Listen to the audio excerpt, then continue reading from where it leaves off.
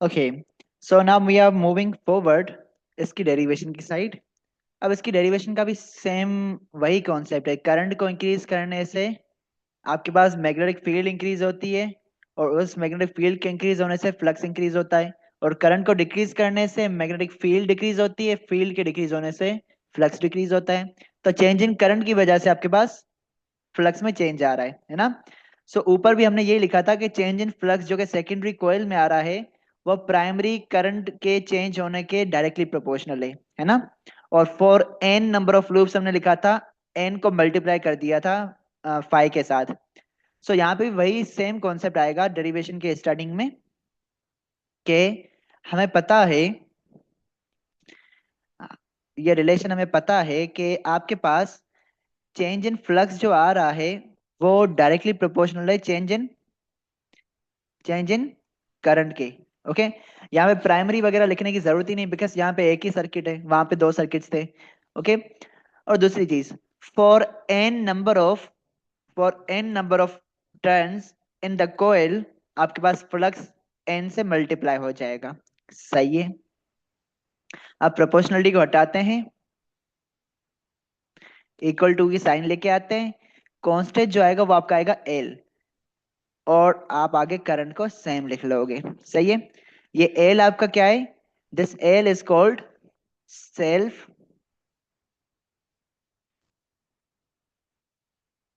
This L is called self inductance.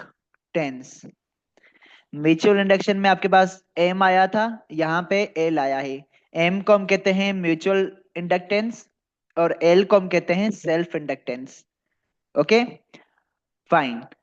अब हम क्या करेंगे, हम वापस वही सेम स्टेप लेंगे। हम कहेंगे हमें पता है कि ईएमएफ का जो फॉर्मूला फराडे के लॉ के हिसाब से है वो है वो ये वाला है, -n × delta phi divided by delta T. सही है। सो n × डेल्टा फाई, ये जो वैल्यू है ये बराबर है आपके पास L × डेल्टा करंट के। P को हटा दो, सिंपल करंट है। Okay, so -L × delta I divided by delta T के बराबर आ चुका है आपका ईएमएफ। ओके, और ये आपके पास ईएमएफ इंड्यूस हो रहा है उसी कोयल में। तो इसे मैं एल कह देता हूँ। एल से मुराद ये होगी कि आपके पास ये सेल्फ इंडक्शन वाला या सेल्फ इंड्यूस्ड ईएमएफ है। सही है। सो मैं सिंपल एल ई रखूं या ई एल कर दूं, मेरे हाथ में है।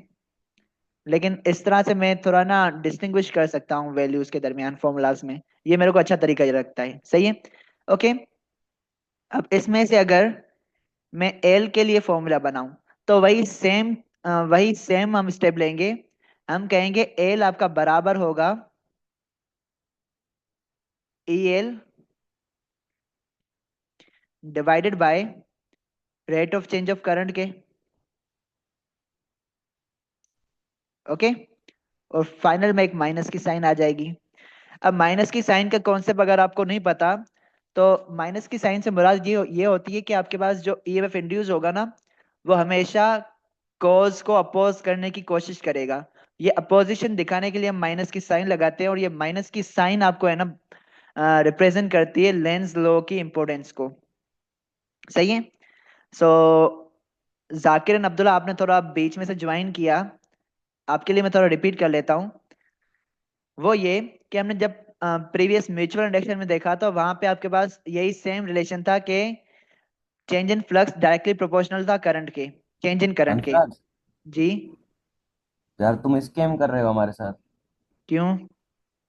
भाई 10 मिनट की ब्रेक बोलिए, 10 मिनट तो दे दो ना ब्रेक। एक्चुअली आज फ्राइडे, थोड़ा जल्दी करने के पीछे हूँ, देर हो चुकी है बहुत ज्यादा। सॉरी यार, इन्फॉर्म नहीं किया फॉर दैट। कहीं गए हुए थे क्या? हाँ ना। Okay okay.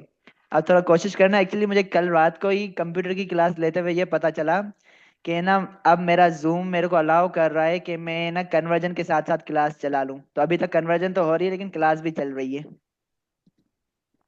सही है। क्योंकि कल आपके पास कन्वर्जन में 15-15 मिनट के ब्रेक दे दिए थे हमें। Okay, what ever, let me repeat everything. जैसे हमने प्रीवियसली ऊपर किया था ना, कि आपके पास चेंज इन फ्लक्स बराबर है प्रोपोर्शनल है चेंज इन करंट के, और for N number of loops आपके पास change in secondary coil proportional था चेंज इन प्राइमरी करंट के। यहाँ पे एक ही कॉइल है तो हम कहेंगे N into change in flux directly proportional है चेंज इन करंट के। ओके। और आपके पास प्रोपोर्शनलिटी कांस्टेंट आ जाता है एल। एल आपके पास सेल्फ इंडक्टेंस है। उसके बाद जो स्टेप हमने वहां पे लिए थे वही सेम स्टेप्स हमने यहाँ पे लिए, और आपके पास फॉर्मूला आ गया सेल्फ इंडक्शन का, E L is equal to minus L into change in current divided by change in time. और इसमें से हमने एल का फॉर्मूला बना दिया, और इसमें से हम एल को डिफाइन करेंगे। और इसका भी इसका, हेनरी। जी इसका भी हेनरी है, सेम सेम। जी जी, सेम फॉर्मूला है, एग्जैक्टली सेम फॉर्मूला है। इफ यू वांट टू सी, तो म्यूचुअल इंडक्टेंस और इसका, अगर मैं जूम इन जूम आउट करता जाऊं, थोड़ा और छोटा हो जाओ, ओके यू कैन सी, ये वाला फॉर्मूला और ये वाला फॉर्मूला एग्जैक्टली सेम फॉर्मूला है, बस थोड़ा सा फर्क है। वो है कि यहाँ पे जो ईएमएफ है वो सेकेंडरी ईएमएफ है, यहाँ पे वही क्या कहते हैं सेल्फ इंड्यूस्ड ईएमएफ है। ओके। और यहाँ पे आपके पास चेंज इन प्राइमरी करंट है, और यहाँ पे सिंपली चेंज इन करंट है बिकॉज यहाँ पे एक सिंगल कॉइल है, ऊपर वाले केस में दो कॉइल्स थी या दो सर्किट्स थे, और कोई खास फर्क नहीं है इसका, बस दो और एक का फर्क है, और उससे दो दो कॉन्सेप्ट आए हुए।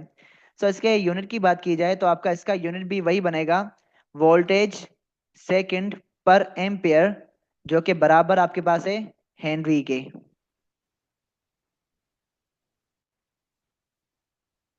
और इसकी डेफिनेशन अगर हम करें, सो वही सेम डेफिनेशन, सेम नहीं ऑलमोस्ट सिमिलर होगी, कि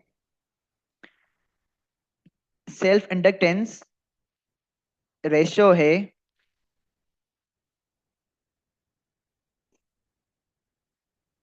EMF, self induced EMF, self induced EMF का ईएमएफ। ओके, ये क्या है, रेशियो है, सेल्फ इंडक्टेंस रेशियो है सेल्फ इंड्यूस्ड ईएमएफ का, किससे, to the time rate of change of, to the time rate of change of current. सही है। और इसके फैक्टर्स भी आपके पास वही ऑलमोस्ट तीन से चार फैक्टर्स वही हैं, तो मैं वही लिख लेता हूँ। एक दो, एक में ही चेंजिंग से बस, वो भी मैं बता देता हूँ। फैक्टर्स एसएलओ में नहीं है लेकिन पता होने चाहिए, आई फील इसमें से कभी ना कभी एमसीक्यूज वगैरह बन सकते हैं, क्योंकि यहाँ पे लिखा हुआ है कि ना self induction induction and mutual induction को थोड़ा सा स्टडी करना है हमें। तो हो सकता है वो उसी एक्सप्लेनेशन के अंदर है ना, इसे काउंट कर लें।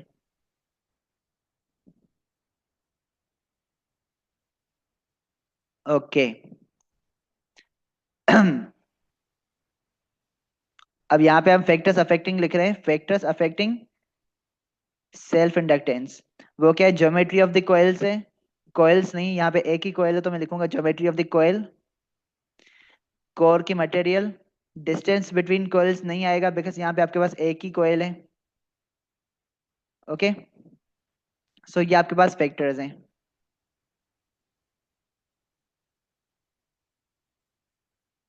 सही है, वही है, बस इसमें डिस्टेंस वाला फैक्टर चला गया, बाकी सारे सिमिलर हैं। और यहाँ तक हमने self induction and mutual induction को कवर कर लिया है। क्लियर है गाइस? हंसराज, एक सवाल है। जी। फेरोमैग्नेटिक आयरन कोर लिया हमने और हमने एयर कोर लिया, तो इन दोनों में से कौन सा ज़्यादा मतलब बेहतर होगा और ज़्यादा फेरो मतलब मैग्नेटिक फ्लक्स किसका होगा? फेरो मैग्नेटिक आयरन कोर। उसके पीछे कोई वजह? क्योंकि आयरन आपका है ना वो क्या कहते हैं फेरो मैग्नेटिक मटेरियल होता है, और फेरो मैग्नेटिक मटेरियल की कुछ प्रॉपर्टीज होती हैं जिनको हम आगे ना चैप्टर में, सिक्स चैप्टर है उसमें स्टडी करने वाले हैं।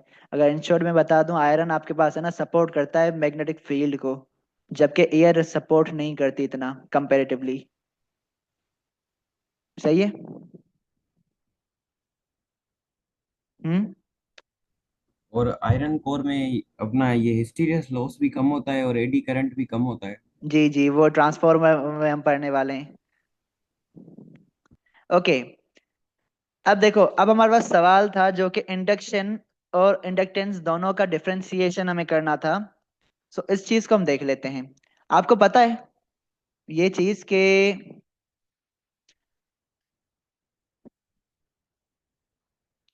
ये हमने कहा था, ये आपके पास क्या है, ये कोयल है जिसमें एन नंबर ऑफ टर्न्स हैं, और इसे हम क्या कहते थे, हम कहते थे सोलेनॉइड है। ये क्या है, सोलेनॉइड है। ओके, अब इसका दूसरा नाम सुन लो, इससे हम इंडक्टर भी कहते हैं। क्या है ये, इंडक्टर।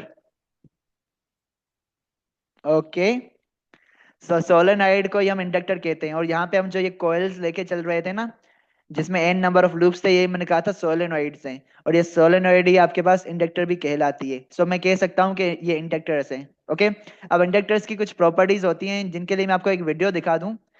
लाइक आई वांट के थोड़ा सा आपको पता होना चाहिए, जिसके आपको है ना ये 14.3 वाले एसएलओ का आइडिया आ जाएगा। So wait, let me share a video with you people.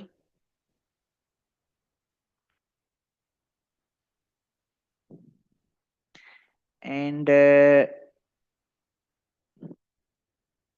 I hope so उस वीडियो को चलाने से मेरे पास कोई कॉपीराइट इफेक्ट वगैरह ना आ जाए, अदरवाइज ये रिकॉर्डेड लेक्चर वहां पे नहीं जाएगा। आई गेस तो आ सकता है, इसलिए मैं क्या करता हूँ